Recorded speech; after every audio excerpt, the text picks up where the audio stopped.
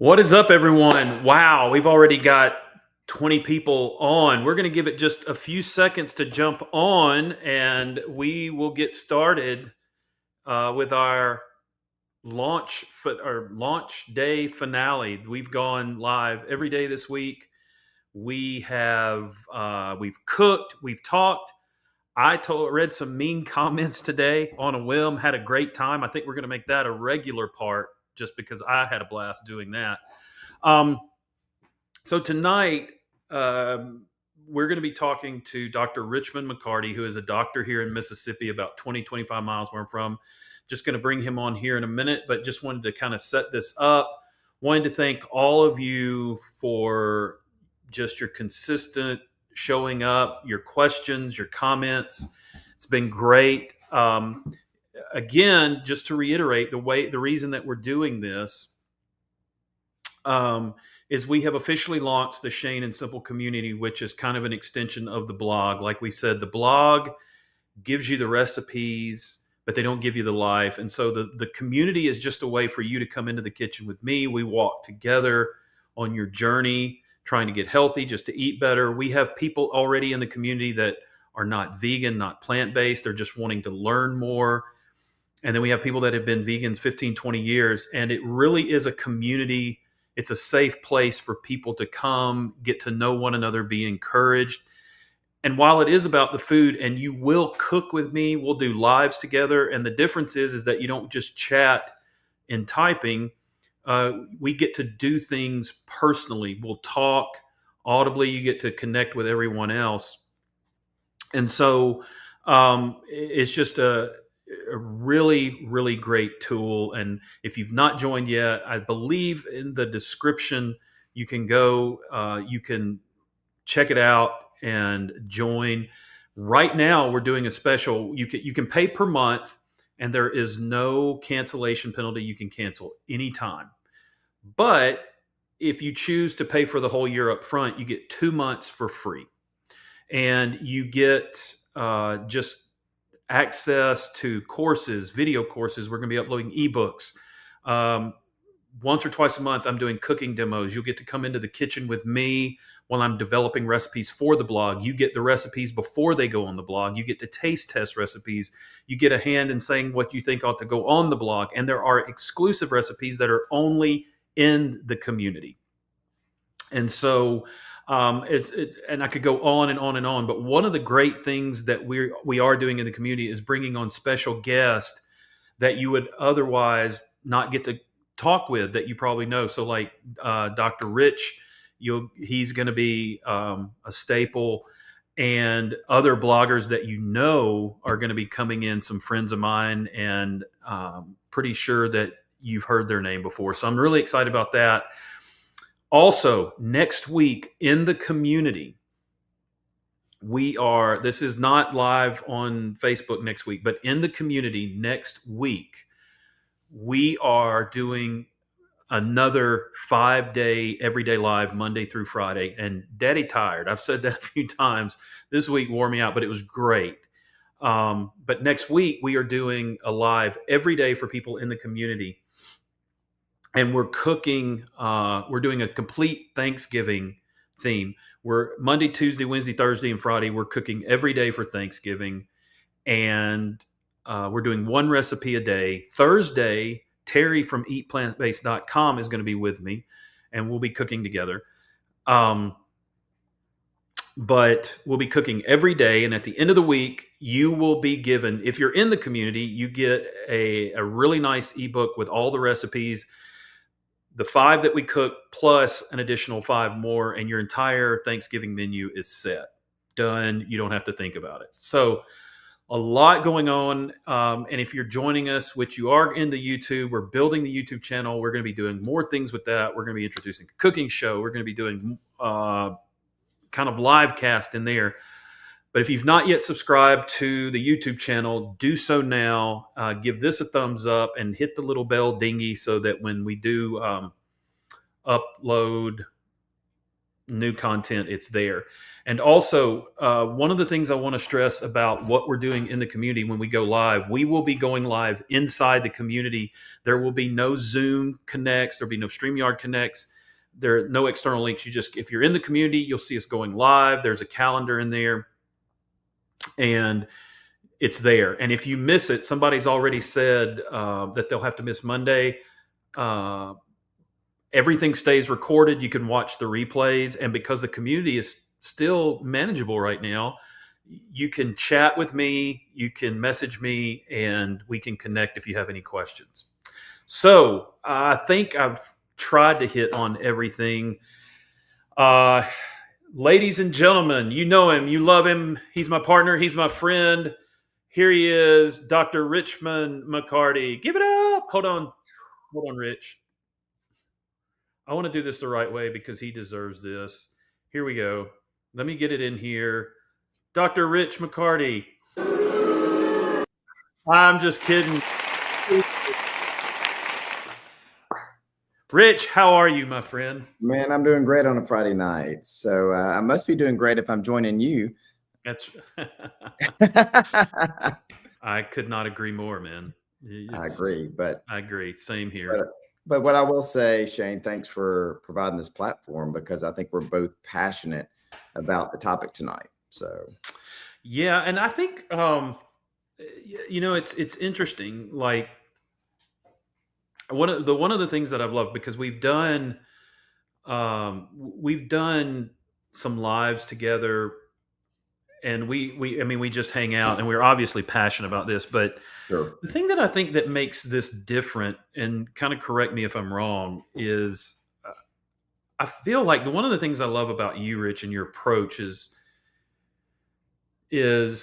I feel like you're a little more down to earth in the sense that you do definitely seem to take a practical approach. And I think people need that in this day and age, meaning there's a lot of people in our fields that tend to be fairly militant. There's not a lot of graciousness there. And one of the things that I have felt that you do, just in getting to know you and talking and having conversations, is I feel like you tend to meet people where they are and look at the reality.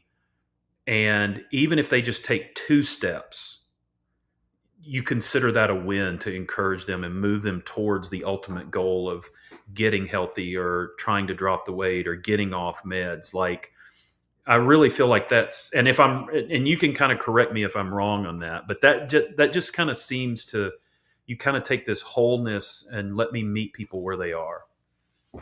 I agree. So I think what I would say, Shane, is I think we have to celebrate the small victories. I mean, because I think we all face things in life. And I think in my practice, I think you focus on the positive. And Right. So I think so many people in life take on this, well, I've got to do a complete 180 with my diet, with my exercise, with my finances. But a lot of it has to do with more than anything. It's kind of like, let's celebrate the small victories. I think it's kind of one thing, one step at a time. And at least in my practice, that's where I found patients have success. So I think there's a lot of pressure.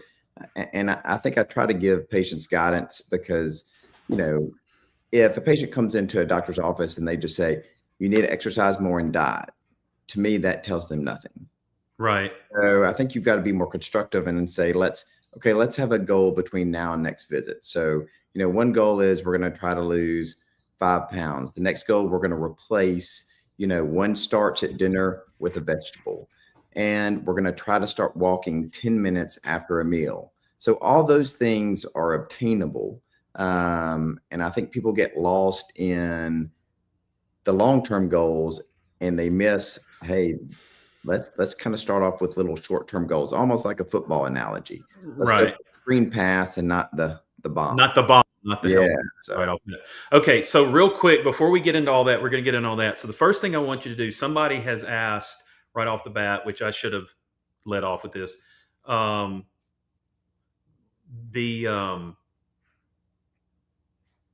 just totally, man, it's been a long week. Can you tell? Can you tell it's been a long week? Yeah. Somebody was asking, let me go back up. What service does Dr. Rich practice? you are a family physician, general practitioner, whatever how you want to say it. Somebody said I'm a So, so plant-based doctor. basically, I did a traditional family medicine residency, and then from there, I basically got my lifestyle medicine certification. So there's American College of Lifestyle Medicine, and so that was good. And then the next is from there. I hear your dogs. Yeah, the dogs are getting a little rowdy. So Tell everybody what kind of dogs you have. I These like are to not just say your we normal have dogs. one dog, but we have four. So I'm hoping my loving family in the background will take care of that. So But again, tell what traditionally kind of trained in dogs family are medicine. they? Do I now? Tell everybody what kind of dogs they are. Okay, so the dogs are very much part of the family, like probably those who have dogs. So we have two Rhodesian Ridgebacks, and then we have two strays. So it's I wouldn't say we just have dogs; we have a pack of dogs. Well, and you also have dogs that hunt lions, is what they're Yes. bred for. So the So Rhodesian Ridgebacks, we definitely have a lion problem here in Mississippi. we do. So that's one reason we But got I'm it. glad you have them because I feel safe.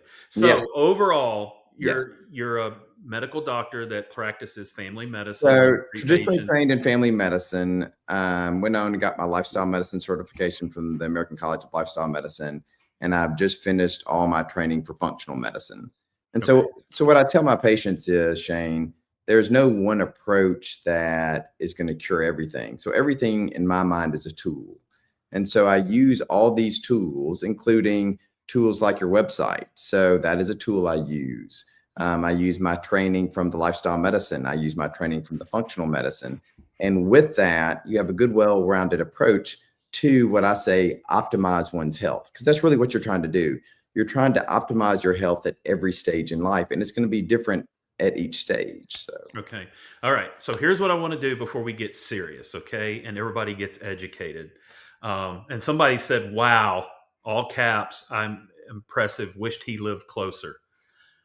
There you go, man. oh yeah, I'd Well, love if we to. could figure out to clone you and we could franchise you. So here I want to do something real quick, so everybody kind of sees the fun side and of us. And Sure. I have. So just to preface, I've not shared any of this with Rich. All right. I'm about to. So I want to do what I'm going to call a warm up lap. Okay. Let's do it. Okay. Okay, Rich. Real quick, in the last 24 hours. What's one thing that you or someone you saw eat that would not make it onto a whole food plant-based brochure? Well, I would say, Shane, in Mississippi, that's probably on the hour every hour. Okay. So, and what I would like to say, I'll be transparent with your audience, is as much as passionate as I am about plant-based medicine, I would say I've got three boys, and I would not say they always follow their fatherly advice. So Oh, we just had dinner. I ate my plant-based meal, and two of the boys had steaks. okay. Yeah. So again, I do my best to educate and encourage, Sure.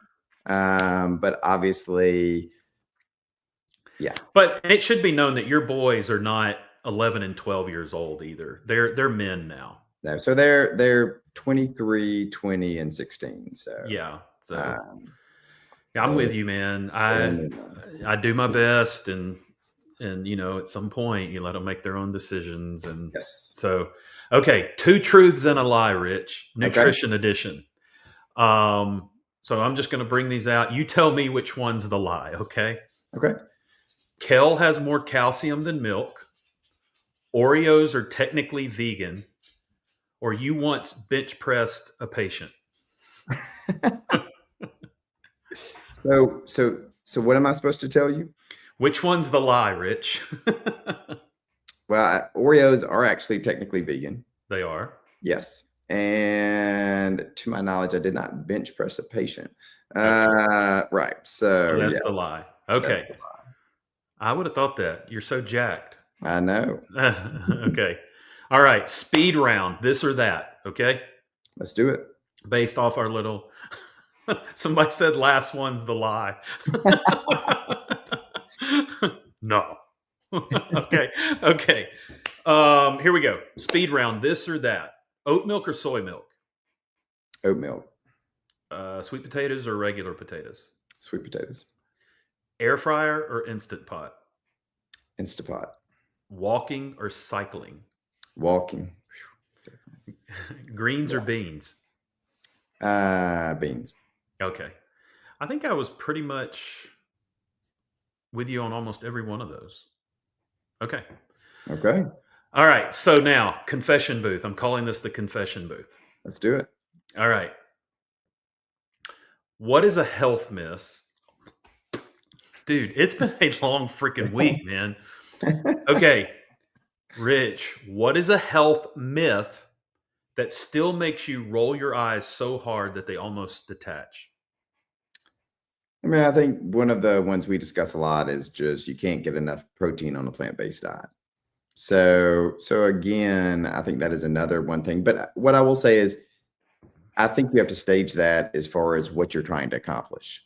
So again, it really means, are you trying to just maintain, meaning are we just trying to maintain kind of a maintenance mode as far as we're just trying to maintain muscle mass?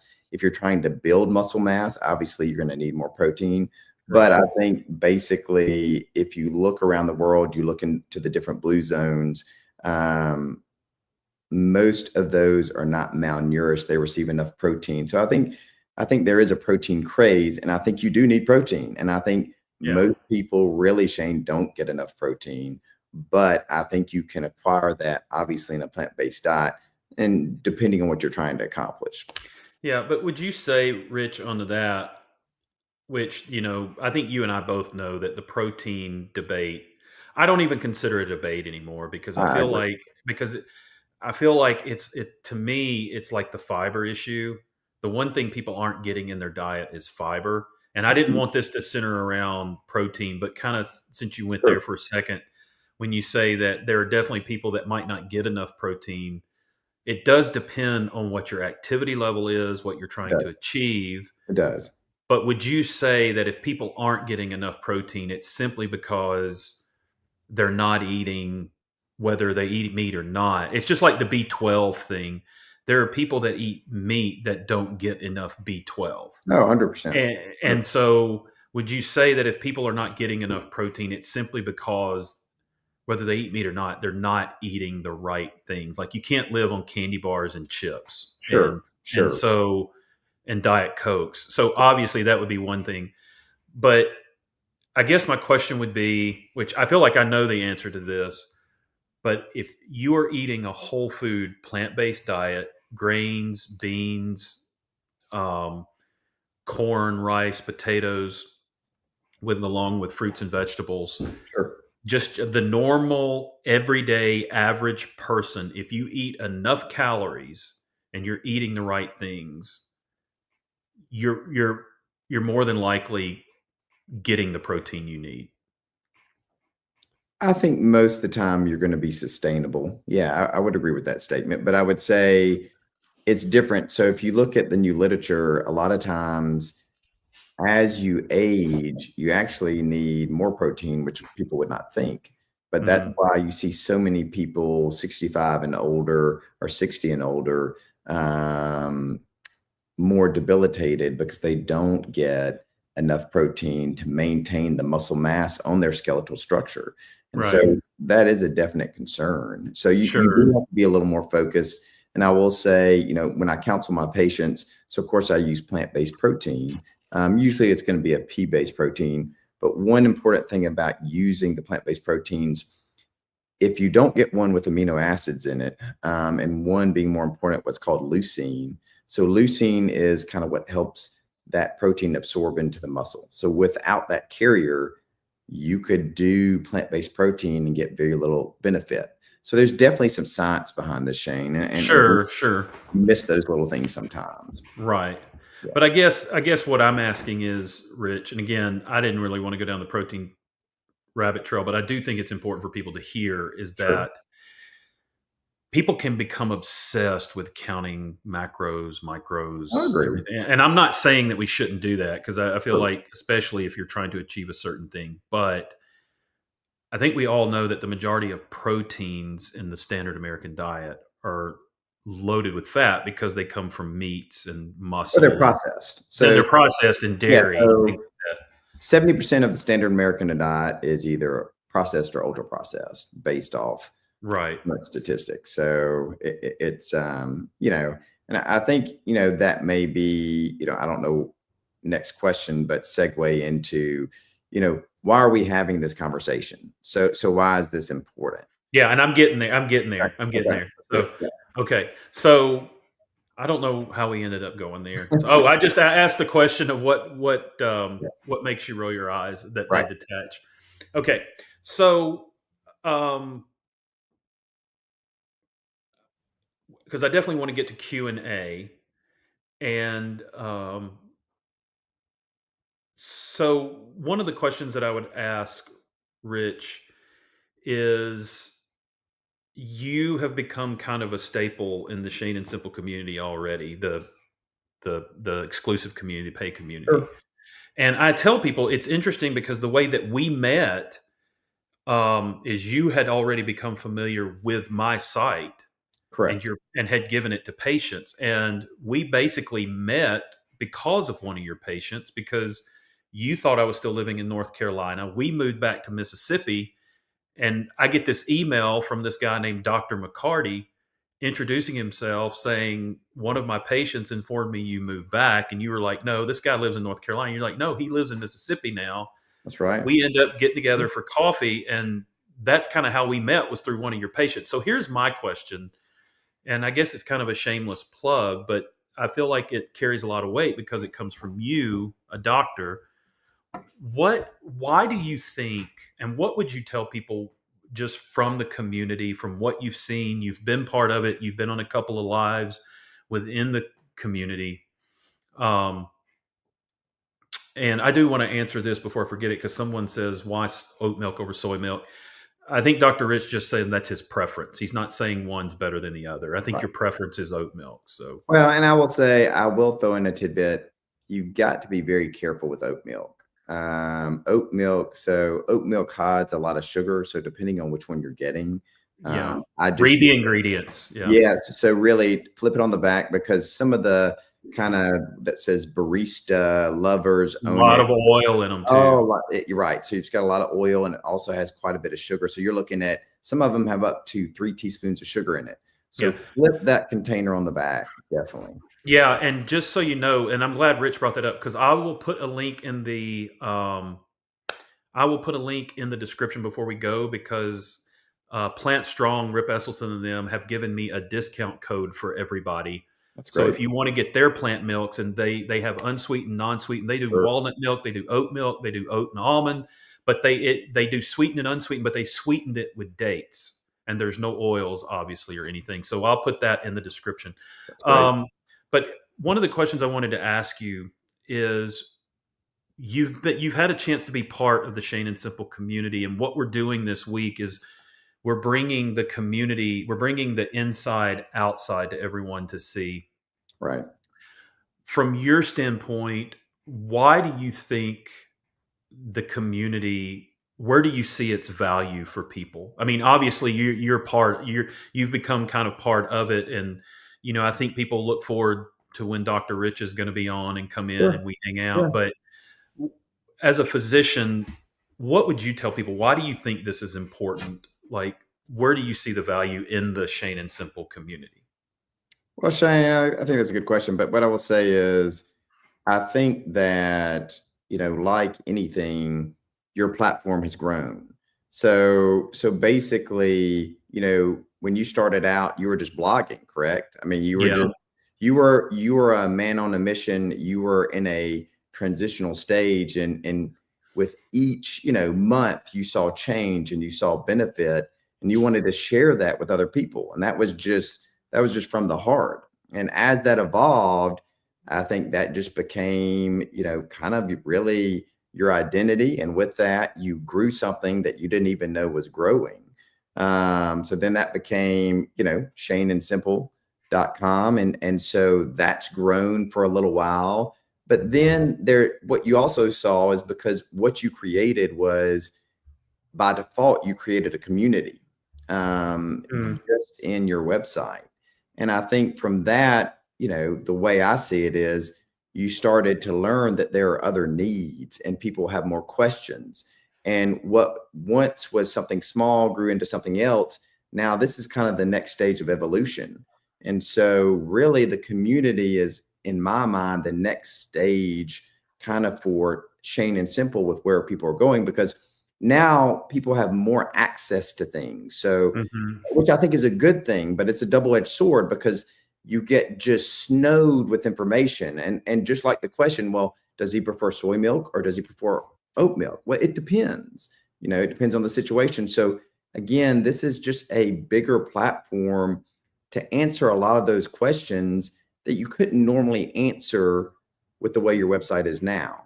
And so, Hmm. and I think the other thing is your community is going to offer more accountability and people are going to learn from other people. So it's not just about you. It's not just about bringing guests on. It's not just about what I Right.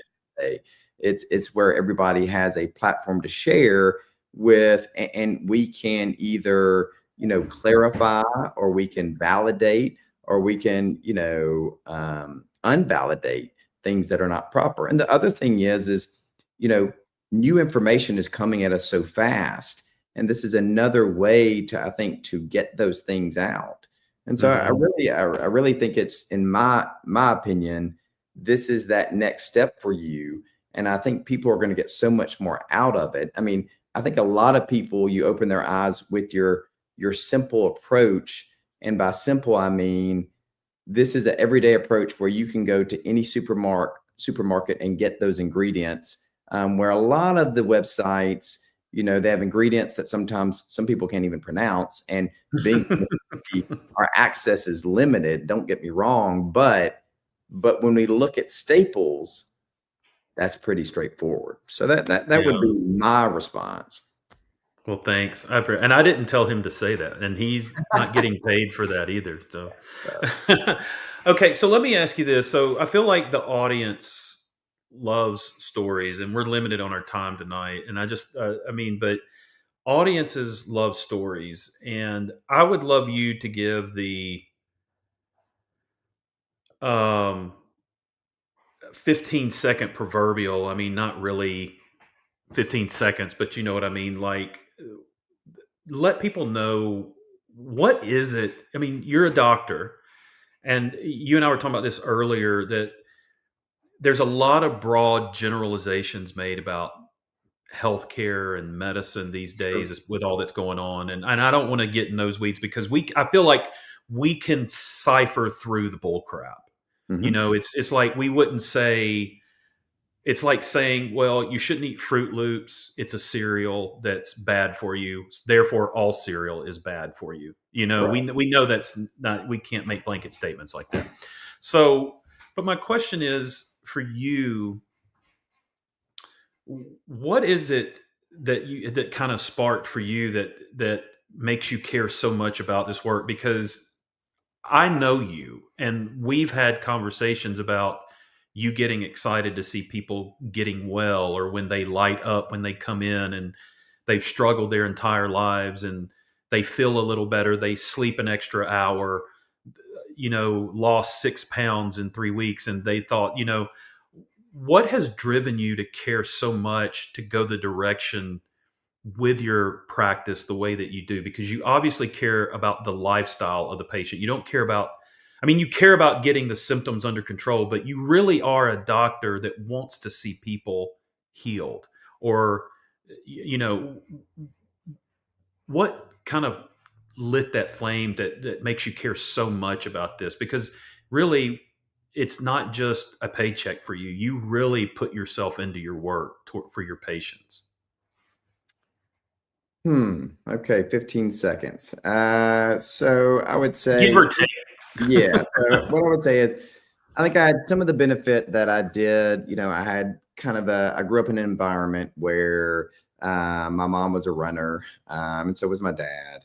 And so, I was the kid who, ate grape nuts while everybody else had Fruit Loops and Apple Jacks. So, so that probably started a little bit. But I will say, I think there are a couple of good things. I think first I'd like to say just, I think every physician who goes through, medical school, residency, and training, I mean, every physician works hard. And I think most physicians want what's best for their patients. What I learned, Shane, was trained traditionally, I was not getting the results I was happy with. Put it simply, meaning I didn't feel like I was truly making a change. I wasn't, patients were coming off medication. I felt like, to some degree, now this is, not everything, but to some degree, it was more, a model of symptomatic care. And I think, anybody who's listened to any kind of, there's a lot of podcasts out there. There are a lot of people speaking out about, let's transition from sick care to health care. And, health starts at the home. Right. Yes. And and I think that's so true. And so really, for some reason, I was always just driven to read, to look and to look at alternative. And I think you've got to be careful with that word too, because alternative can mean a lot of things. Right. So you have to be careful with that terminology. But basically, I wanted to approach something that was empirically based with science, but really addressed what we all kind of refer to now as root cause medicine. And so two things that I found were lifestyle medicine. Okay, so that was my first certification. And the next one was functional medicine. And so what I would say is, if I couldn't do those two things, if I had not pushed myself to be curious, I don't think I could still be practicing medicine. Because the difference it makes, some of the results I'm getting, and a lot of this, Shane, is, I'll give you a typical scenario. I saw several patients back this week. One patient she's probably late 30s, has had digestive issues all her life. Just came in. She felt chronically fatigued. So her body weight was well within normal range. She always had bloating, gas, anything she ate kind of triggered that. And so she had already been through kind of the traditional workup. So she had seen the GI specialist. She had, scopes. She had biopsies. She had been tried on all different types of medicines. And the response she gets is, there's nothing wrong. But both you and I know there is. So really, what that means is first of all, I think those physicians basically did the best they could based off how they're trained. And, that's why I kind of did what I did. So when she came in, I listened. We identified, obviously, that there were some gut issues with her gut microbiome. We did some baseline testing, which would include food allergy testing, and then another test I really like called a Nutri-Eval. So I say this is kind of an umbrella test, and it tests for different micronutrient deficiencies, and really looks at root cause. So basically, it's interesting with functional medicine, it really takes you back to your biology books, right? So yes. I never thought I would have to go back to the electron transport chain or the Krebs cycle, but really how functional medicine works, it looks at those just building blocks. And so if you're missing those building blocks, guess what? The machine doesn't work very well. Right. And so that's what we did. We kind of basically, we found certain food allergies. She had a yeast overgrowth in her gut. She had multiple micronutrient deficiencies, but one that was very important was glutathione. So glutathione is our master antioxidant that helps us detoxify. So basically, it wouldn't have mattered what she changed. If she couldn't have detoxified, then it wouldn't have mattered what we did. So anyway, I know I'm getting off. I get excited about it, so I apologize. No, well, that's why I want people to see, because you get excited about helping patients and digging. Yeah. So, but when she came in, by far she wasn't 100% where she wanted to be, but she was so much better. And, that's what keeps me going. It's cases like that when you get to the root cause and you see the change and you see the difference it makes in their quality of life. That is the reward.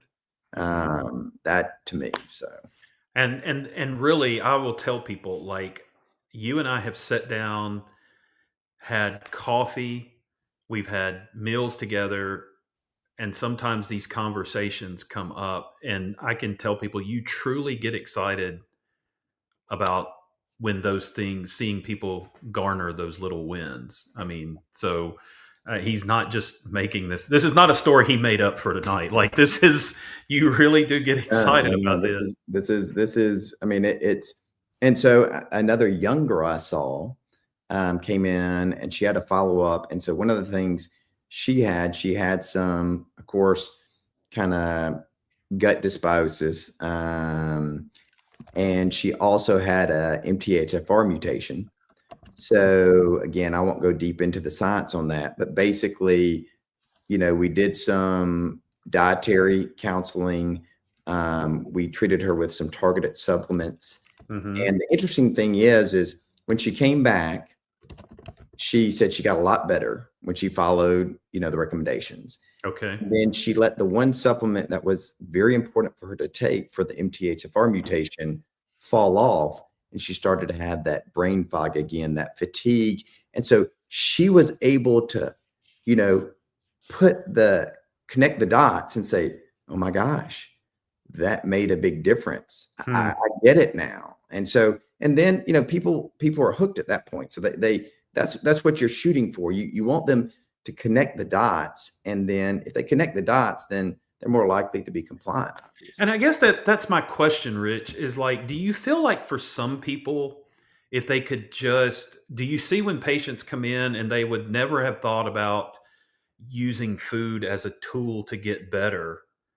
Because most of us around here, let's just be honest, the majority of us, we look at food as a diet. I just got to lose weight. I just got to lose weight. I don't feel like, especially in the area of the country we live, food is ever looked at like medicine. No, Like, you no, eat less, you lose right, more, you eat right. more, you gain weight. But do you feel like, with what you see with people, that do you feel like if they come in and you have these moments with people and you're able to, like, add a starch and as opposed to a steak or something, and they go, oh my gosh, the brain fog lifted, or I lost a few pounds, or I don't have the bloating?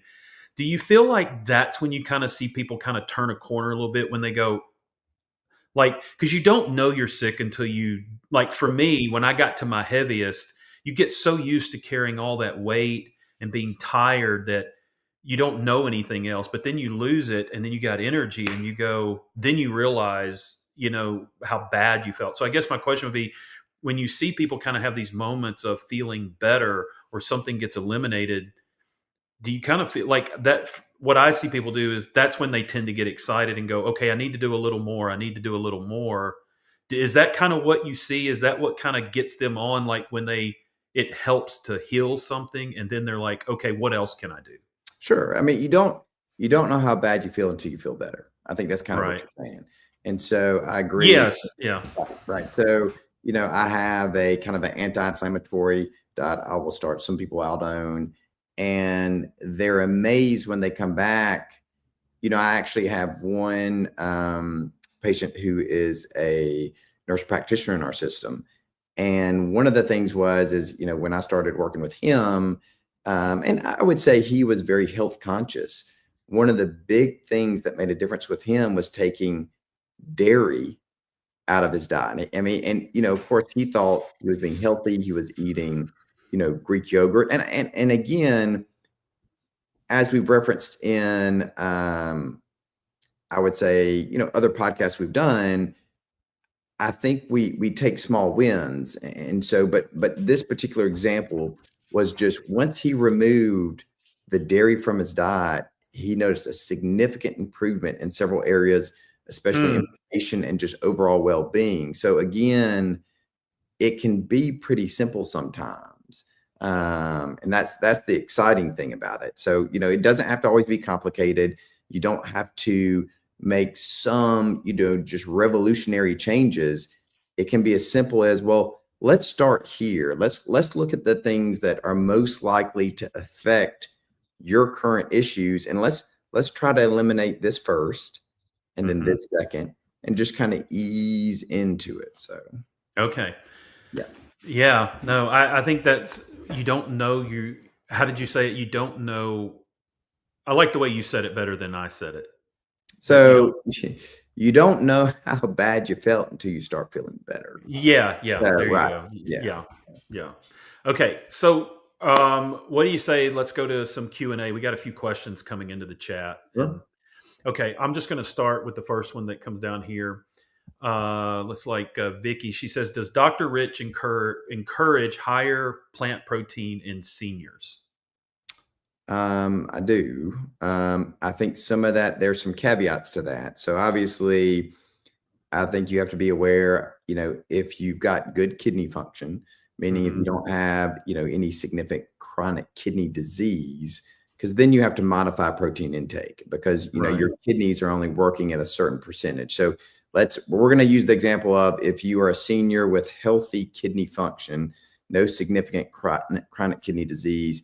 Yes, I do push, because those are the people who experience more what we term as sarcopenia, and that's the fancy word of muscle loss. Right. And when you have that muscle loss, obviously that creates debility. Not only does it create debility, it creates unsteadiness. So that's where you see a lot of, uh, seniors have more gait debility, and so that's where you increase risk of falls. And I do want to do a shout out for falls in seniors. Falls are probably the leading cause of disability and death in that age range versus, let's say, heart attack or cancer. Wow. Yeah, so it does more damage. And so there are some good statistics on hip fractures. After a hip fracture, about 25% of people will be dead within a year because of debility. And usually they die of something else, but that's important. So yes, I do encourage a higher intake. So usually I would say, depending on who it is, at a minimum, I would say I try to shoot for, 1 gram of protein for every kilogram. So Of body weight, every yes. kilogram. Okay. Okay. So a kilogram is 2.2 pounds. Okay. And so basically, if you weighed 150 pounds, you're about 70 kilos. So you would shoot for about, 70 grams of protein a day.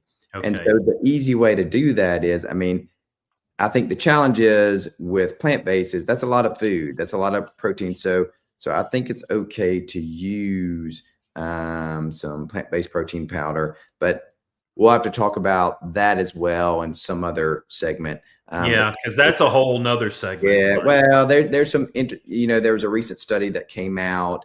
It was I'm gonna probably butcher this a little bit, but I think it's the Clean Label organization. But what they did find was a lot of the plant-based protein did have a certain degree of heavy metals in it. So there are some things. Again, just have to be careful there. yeah, and I would just kind of say, in someone who loved to do CrossFit Mhm. and used to run a lot, like when I would do protein powders for workouts or something like that, um, do your research, because it's one of those things, you're going to get what you pay for.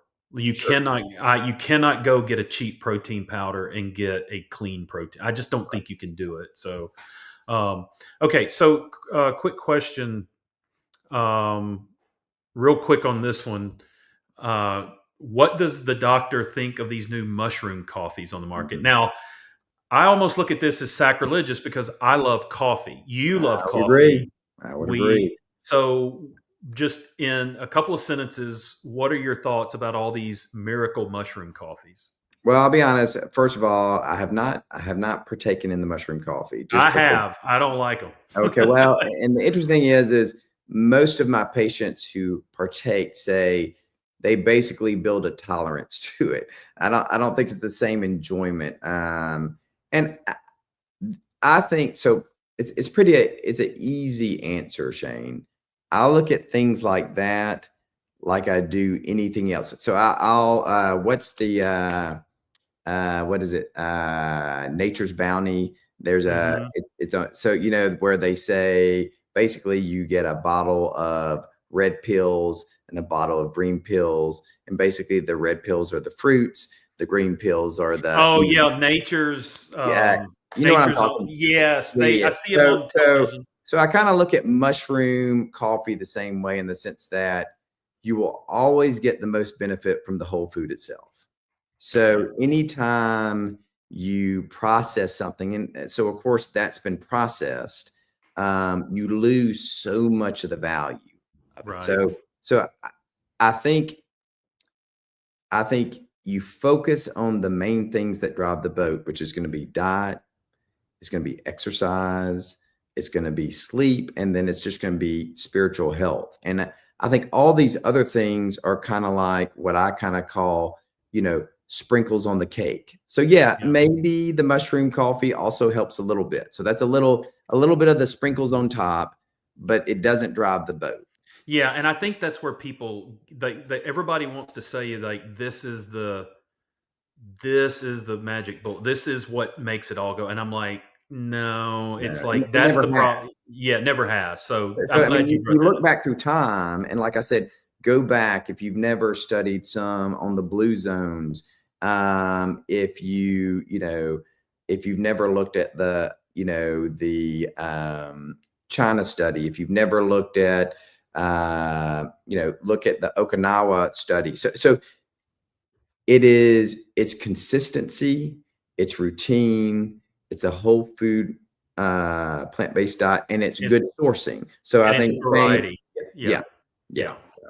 Okay. How much quick on this, how much protein should a senior have if they have CKD? I don't know what CKD is. So it stands for chronic kidney disease. So Oh, there are okay. different stages. You've got 2, 3, 4, and really 5, which means they're gonna be on dialysis. There is a good book. It's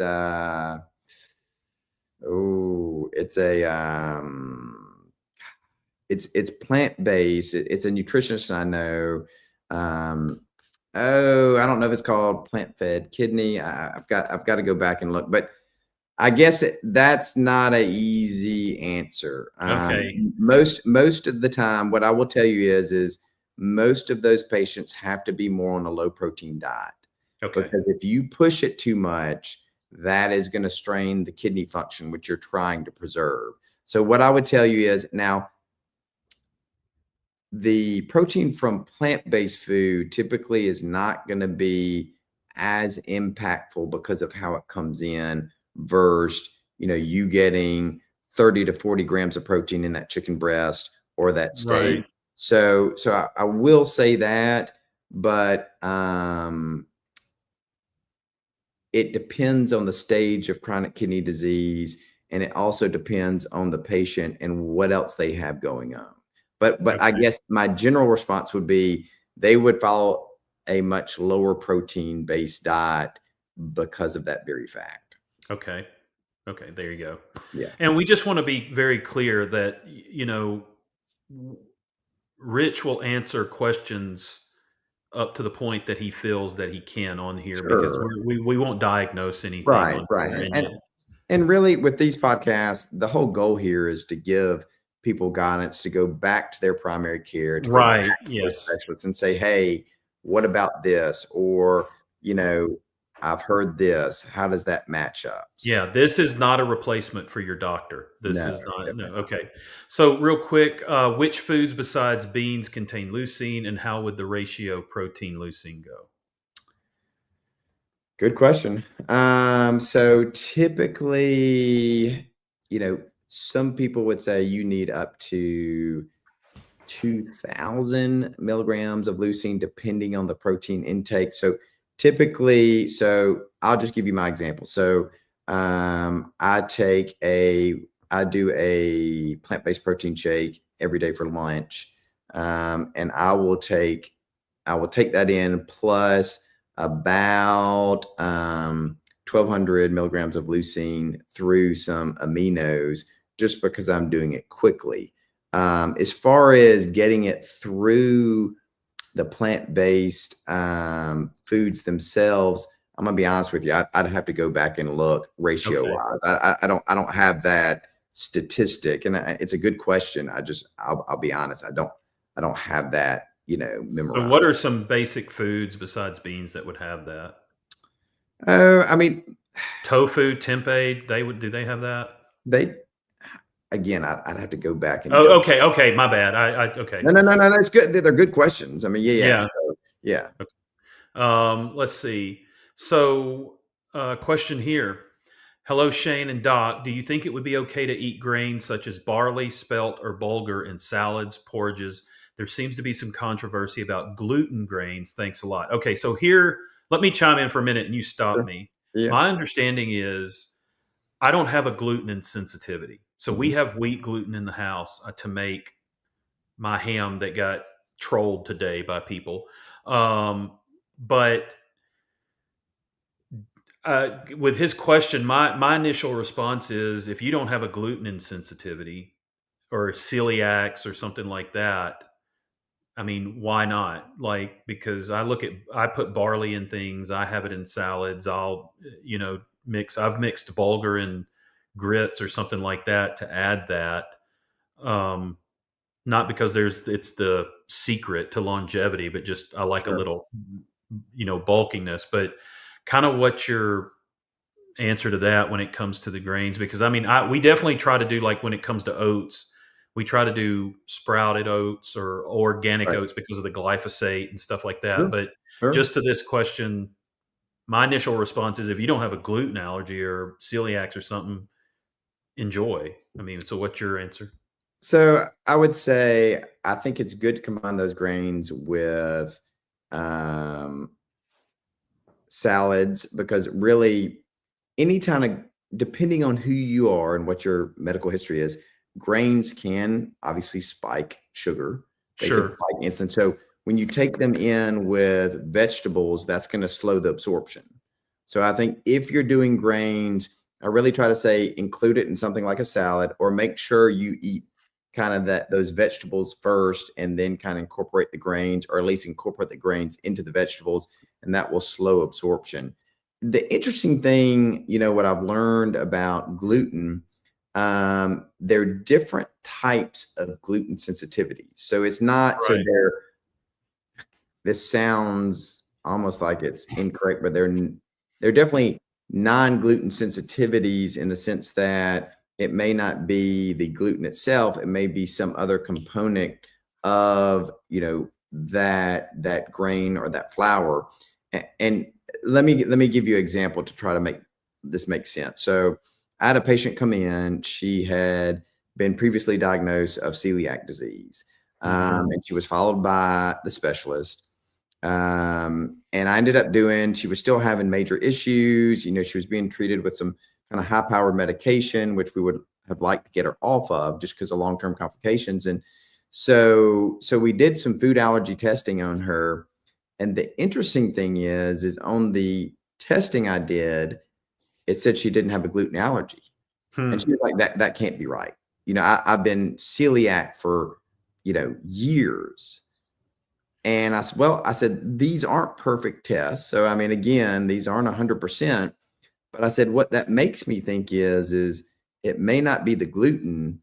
It may be some other component of the grain.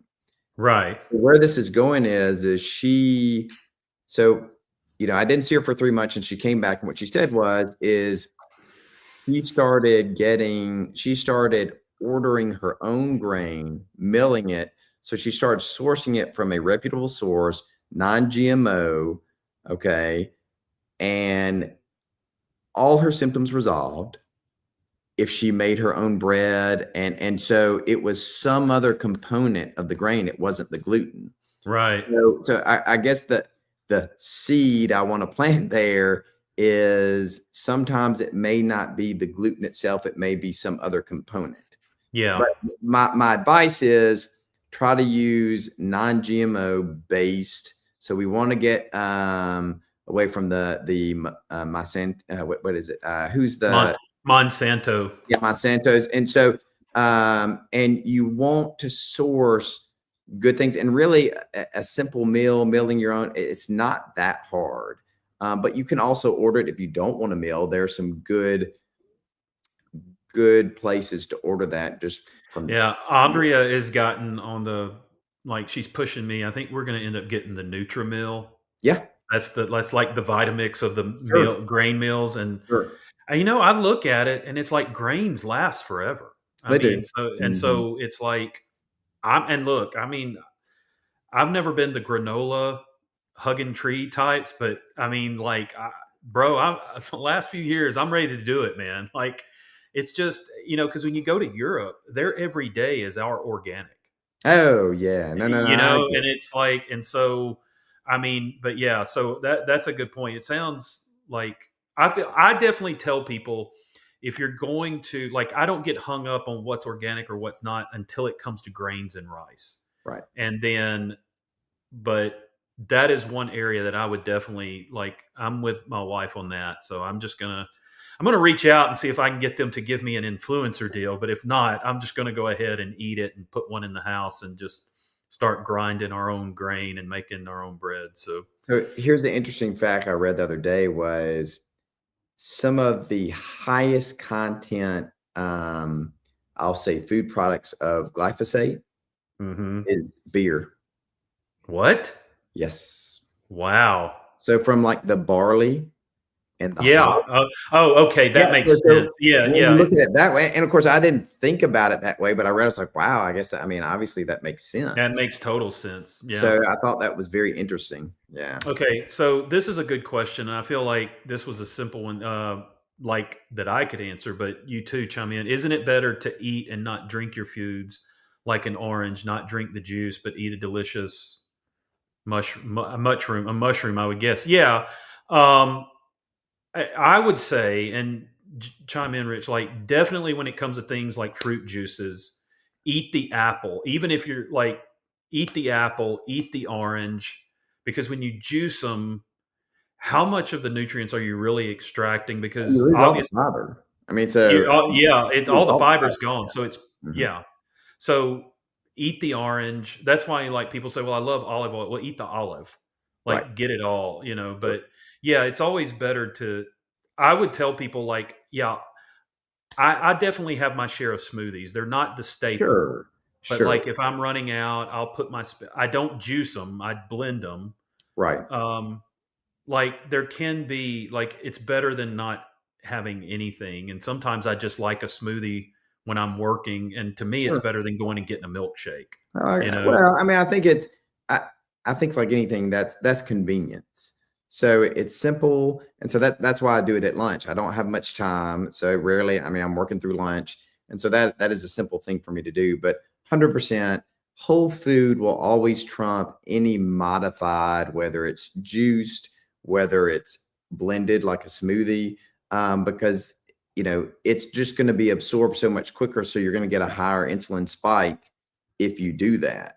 Versus Yeah. if you eat the whole thing, you get it with the fiber that slows things down, and you also get the benefit of so many other things. So it's not wrong to do it, but if we're just looking at the question and what it is, yes, whole food all the way. Yeah. Yeah. And it's I think the way I like to tell people, it's kind of like you said earlier that like an orange, yeah, there's Mhm. sugar in it and it's natural and it's from the orange, but it's the pulp and it's the meat of the orange.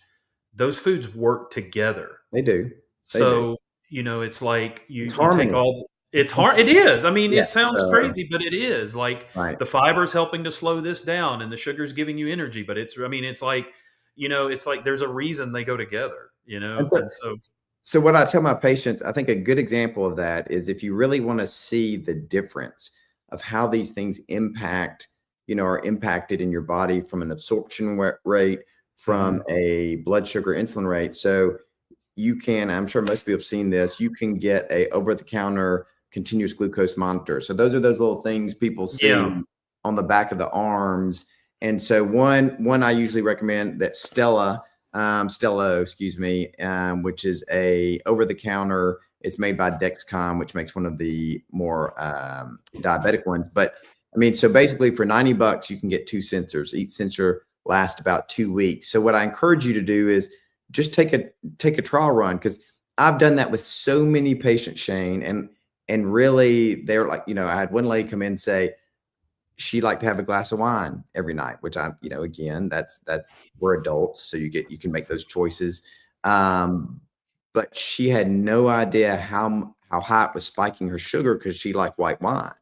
So there was a higher Yeah. sugar content, and she was like, that blew my mind. And again, this also goes back to things like oatmeal, which it just depends on the patient. I'm not against oatmeal, so that's not what I'm saying, but I'm saying depending on who you are, what your medical conditions are, what you're trying to accomplish, just eating straight oatmeal, it's going to spike your blood sugar, it's going to spike your insulin, and it depends what you include in it. So if you really want to see the difference, what's the difference between eating that orange and drinking orange juice? That will put it into real time. And to me, that's what really hooks people. They're like, wow. Yeah. Yeah. Okay. Last question, because Okay. somebody asked this earlier and I really want to get on it. They said they had a fatty liver and the high fructose corn syrup they try to avoid. What their question is, date syrup or maple syrup. And I had a fatty liver. Um, Mhm. when I first started. It's Uh, epidemic. It's an yeah. epidemic now. Yeah. So the way that I went hardcore whole food. I did not eliminate. I mean, anyway, my question is, this is their question: is date syrup or maple syrup better for a fatty liver, or I would say just neither. I would say neither. I mean, like, so both of those, I mean, even though these are coming from a more natural base, if you're struggling with fatty liver, that's a different ball game. So really, you need to follow really sugar in that instance is going to be an issue. So really, exercise, weight loss, and trying to limit, as much sugar, whether it's natural or obviously, I mean, you definitely want to try to eliminate synthetic, but so when you say sugar, are you including fruits, oatmeal, things like so that, yeah, or well, so where I would say is you would want to do non-starchy vegetables. Okay. You would want to do low glycemic fruits, blueberries, raspberries, strawberries, non-starchy vegetables, broccoli, spinach, asparagus. You want to avoid potatoes, corn. So those are going to spike things. I would not do oatmeal in this case. So you want to do everything you can to limit that, especially from a blood sugar standpoint, because fatty liver is serious, because it's now the leading cause of cirrhosis. mm, And yeah. and without good liver function, I mean, that's your main detoxifier. That's serious. And so I think I would focus on, my answer would be neither, and I would focus on the things I just said starting out. Okay, so would that include, and I think it was Michelle too, she followed up, she said, so does that mean no oat milk? Because these plant milks Well, are so more water than it depends on what's in it, right? Like, exactly. So like I said, as you go up, I mean, you would have to look on the back. Some oat milks have no sugar. So that would be fine. So if it has no sugar, then I don't have a problem with it. okay. And what you'll see with the oat milks too, sometimes they have a good bit of seed oil, so that they make it creamy with the seed oil, and then you have sugar. So again, it's there's not just one answer here. You have to look on the back and say, okay, is this okay? So Yeah. that would be my response. Yeah, and let me just go ahead and throw this up there. Yeah, If you are looking for a plant milk that you can trust, go to plantstrong.com. It's water and what they're making it out of. They do almond milk, they do walnut and oat milk, which is my favorite. sure, They do oat milk, they do a straight almond milk, and um, the ones they do a sweetened and unsweetened, but they are sweetened with a date, and it's not overly sweet. But again, you can completely avoid that. I don't like sweetened milks usually unless I have them in my right, cereal. right. But if you go to plantstrong.com and you enter that code that I have on the bottom of the screen, Shane 15, they'll give you 15% off of your entire order. So, and you can get their cereals and everything there. But I would encourage you. It's kind of like I was saying earlier, Rich, is that I'll buy our organic almond milk from Aldi, but I'll Mhm. still order Good. these milks Yeah, from Plant Strong, and you know these are the things I say that you should be. It's very thrifty to eat healthy, the fruits and the vegetables and things like that. sure. Um, I tend to like to spend my money on the good milks or making my milks and or whatever, just to eliminate a lot of the chemical and the crap. Right. But anyway, well, guys, thank you for joining us. We actually went longer than I wanted to tonight, or wanted to. But Rich, I really appreciate you taking your Friday night to Yeah. do Thanks this for and having us. be here. So Mhm. um, as always, it was. I feel like I learned something every time we do this. Yeah. So No, I agree. I agree. so, but anyway, guys, thank you so much. This is just a glimpse of what you will find in the community, in the Shane and Simple community. There is a link in the description. Check it out. Like I said, if you pay month to month, you can cancel anytime. There's no penalty for doing that. But if you pay for the whole year up front, it's 2 free months right off the bat. And I think what you'll find, like Rich said, it is a community. It's not just a diet. It's not a diet program. We don't have. It's not a one size fits all. That's No. why we do these things with Rich, and that's why I love his approach. And he's my favorite doctor to talk about with these things. So, anyway, thank you for joining us. This concludes launch week. This is going to stay up on the YouTube channel. If you haven't joined, subscribe to the YouTube channel. Check out the link to the community. And Rich, again, as always, I appreciate it, man. All right, guys, have a great weekend. Have a great Friday, and we will see you soon.